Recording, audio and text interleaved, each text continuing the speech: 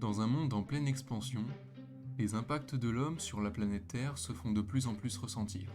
Et la Nouvelle-Calédonie ne fait pas exception. Augmentation des températures, des phénomènes météorologiques destructeurs et surtout un niveau de l'océan qui augmente. Comment faire pour protéger nos terres? Et comment s'adapter face à ces changements? Pour mieux comprendre ce phénomène et percevoir la force de ces changements, je suis parti à la rencontre d'experts, mais aussi de ceux qui subissent ce fléau au quotidien. L'érosion, c'est dû au fait que une plage, c'est un environnement qui est vivant. Il n'y a pas que de l'érosion d'ailleurs, il y a l'autre partie, ce qu'on appelle l'accrétion, c'est-à-dire que sur une plage, le sable, au gré des courants, au gré des épisodes de tempête, au gré des marées, parfois il s'en va, parfois il revient. Le problème, ça vient quand il y a plus d'événements extrêmes, du coup le sable il a plus tendance à s'en aller qu'à revenir. On peut le voir, même sur la plage, on a des forts événements d'érosion, on voit vraiment les talus qui se forment, et puis petit à petit, pendant les mois qui viennent, le sable il revient. Donc le problème, c'est quand le sable ne revient plus, et le problème auquel on est confronté aujourd'hui, c'est la montée du niveau de la mer. C'est-à-dire que même s'il n'y a pas d'érosion, de toute façon, comme la mer monte, mécaniquement, le trait de côte lui recule. Donc si on rajoute à ça de l'érosion, parce que la montée du niveau de la mer fait que les événements extrêmes sont plus forts, du coup on se retrouve dans une situation où la plage disparaît plus vite et le trait de côte recule vers les terres plus vite. Il y a deux raisons qui expliquent pourquoi la mer monte. Dans le cadre du réchauffement climatique, on va dire l'atmosphère se réchauffe, donc la mer se réchauffe. Et donc comme la mer se réchauffe, elle enfle, elle prend plus de place, elle se dilate, donc la mer monte.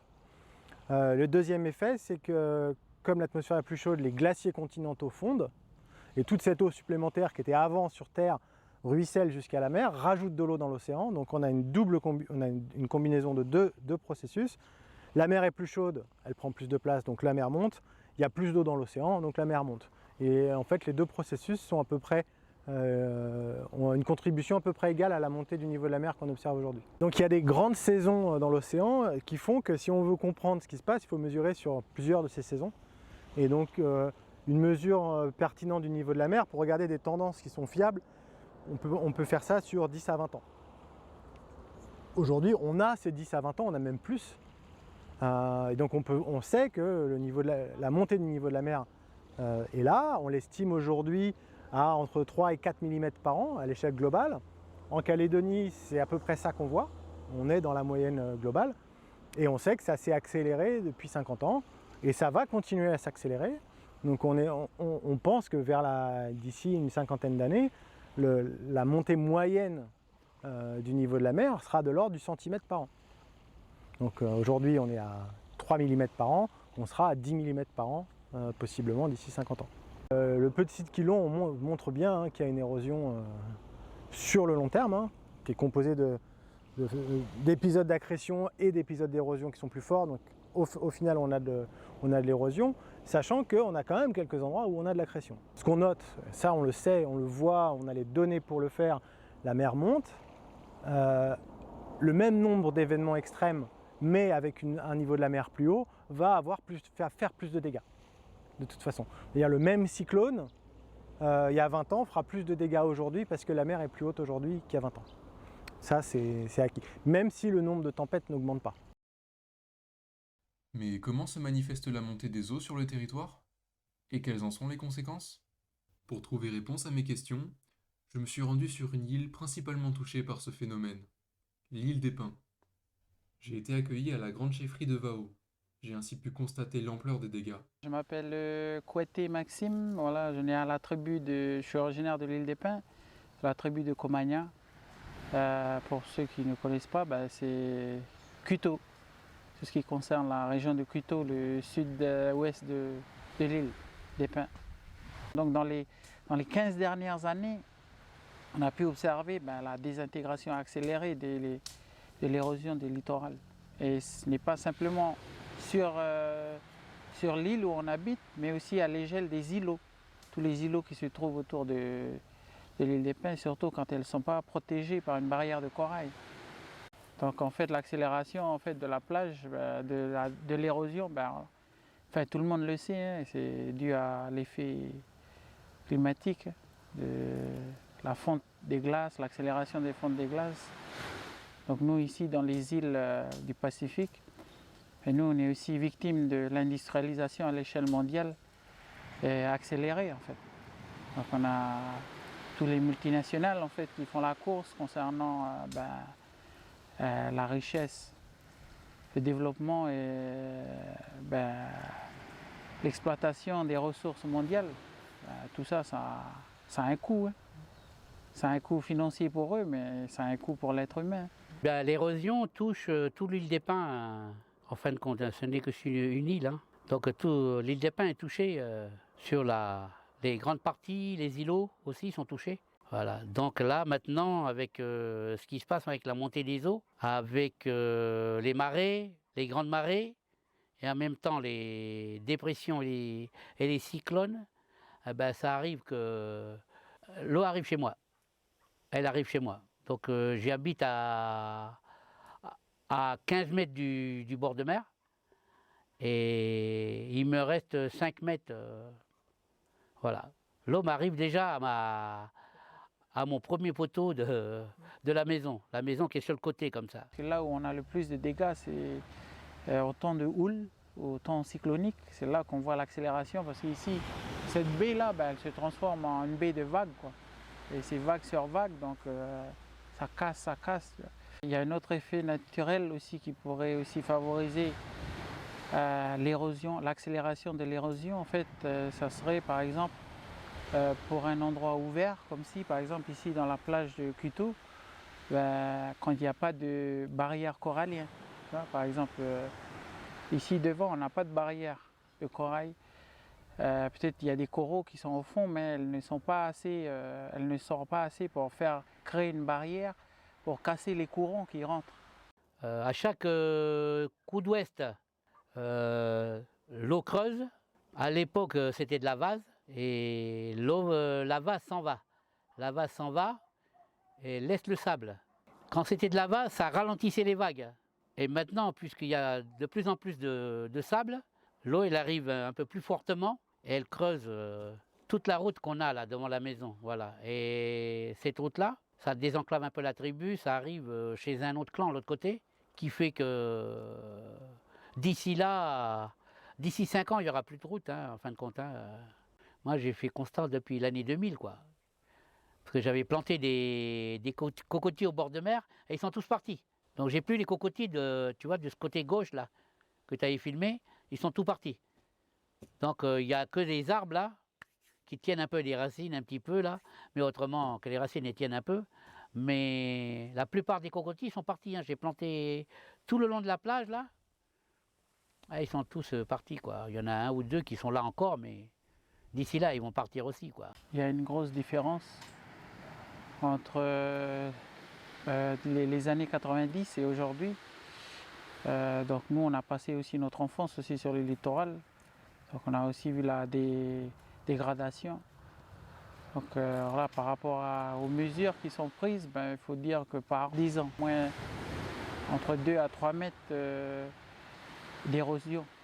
Par exemple, tu as des gens qui ont leur maison en bord de plage, donc ça les pousse à reconstruire ailleurs et abandonner leur vie sur la côte. Il y aura d'ici peut-être, moi, ce qui me concerne, à un moment donné, je serai obligé de partir de chez moi. Puisque c'est une cocoterie avec un renfoncement où la mer y était avant. Et elle s'est reculée. Donc maintenant, d'ici là, on ne sait pas comment on va faire. Il faudra qu'on monte un peu plus haut pour pouvoir y habiter, quoi, et cultiver aussi, parce qu'on ne peut pas... en bas, là, avec la montée des eaux, tout ce qui descend au sol crève, quoi. Hein. Bon, ce qui est adaptable, c'est adapté. Les arbres qui sont adaptés, c'est bon. Mais quand on commence à planter des légumes, ça va plus au fond de la cocoterie. Mais en bas, il y a du sel, quoi. Si on prend l'enjeu de l'agriculture en milieu côtier, donc, ce qui se passe dans la bande côtière, c'est qu'il y a une langue de sel. La mer rentre en fait sous la nappe phréatique, enfin, ou sous les nappes d'eau douce en milieu côtier, parce que le sol est perméable. Donc, si la mer monte, en fait, cette lentille d'eau salée va remonter aussi dans les terres et va rendre certains champs, certaines zones agricoles côtières impropres à l'agriculture parce qu'elles sont trop salées. La montée du niveau de la mer va être, on va dire, amplifiée par les activités humaines. C'est-à-dire que si on prend l'impact de la salinification des sols, le problème c'est l'eau de mer qui est sous l'eau douce dans le milieu côtier va remonter, mais si en plus on pompe de manière excessive l'eau douce qui est au-dessus de la nappe d'eau salée, cette eau salée va remonter encore plus vite et va rendre du coup les terres agricoles infertiles encore plus vite. Mais qu'en est-il pour la commune de Nouméa? Est-elle aussi touchée? Donc je suis Guillaume Bénébic, je suis ingénieur des travaux publics et j'ai travaillé pendant plusieurs années dans l'administration, notamment dans le domaine de la voirie et ces derniers temps pour la province sud. Alors effectivement, ça fait une vingtaine d'années que j'ai remarqué ça, en particulier sur les îlots, notamment l'îlot du Faramédé, l'îlot Maître, l'îlot Ouéré qui est au large de la Côte Blanche, là dans la baie de Sainte-Marie. Mais également sur d'autres zones, notamment le littoral des plages de Nouméa, la baie des Citrons, la baie de Lansvata. Alors ce qu'on voit, c'est effectivement dans un premier temps un recul de la frange côtière avec parfois des menaces pour les fondations des bâtiments. C'est ce que j'ai constaté sur l'îlot Amédée et sur l'îlot Ouéré.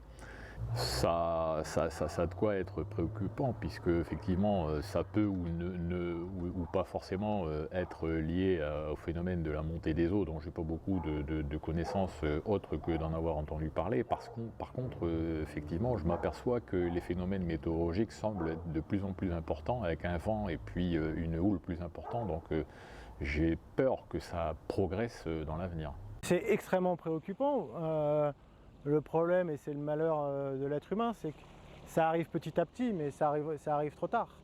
Quand il y aura une vraie prise de conscience et des vraies solutions, ce sera probablement trop tard. Et il y a encore une fois un gros problème d'équité, parce que aujourd'hui, c'est les pays qui ont le moins contribué aux émissions de gaz à effet de serre qui en subissent le plus les conséquences. Mais qu'en est-il alors? Quelles sont les solutions envisageables? Par exemple, travailler sur la plantation, d'étudier les arbres qui sont plus résistants Il y a des arbres qui sont résistants aussi par rapport à la houle. Par exemple, on a des pandanus, on a des arbres qui sont spécifiques qui grandissent en bord des côtes comme la mangrove, où les racines ils sont assez puissants pour freiner, retenir, résister à toute forme d'intempéries naturelles, quoi. Mais aussi, on peut construire aussi.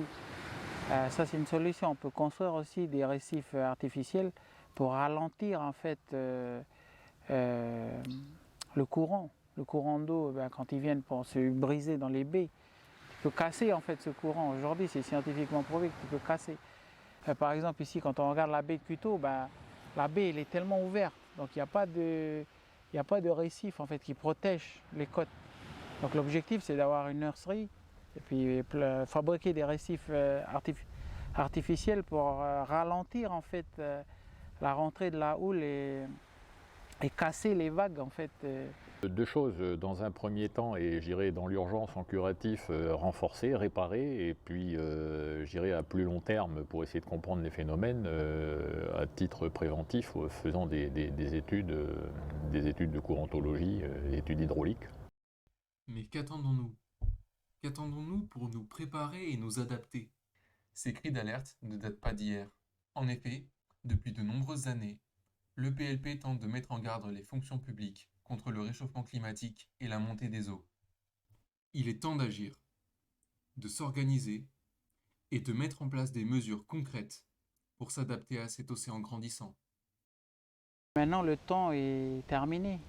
Pour le temps de parler, de discuter, d'analyser, c'est fini. Maintenant, c'est le temps d'agir. Donc, depuis 20 ans déjà, on a assez d'expérience. On voit la destruction, on voit l'érosion. On en fait quoi? On a des solutions qui sont déjà prouvées scientifiquement, puisque dans beaucoup d'autres pays du monde, elles sont faites. Mais Et c'est pas une raison qu'on est une île au milieu du Pacifique qu'on doit tourner les pouces, quoi.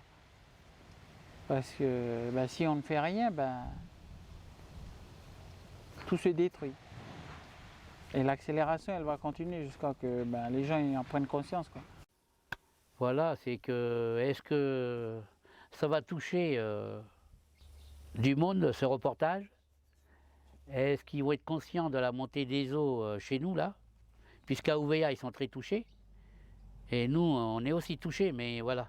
À vrai dire, on aimerait bien que le gouvernement s'intéresse à nous, quoi.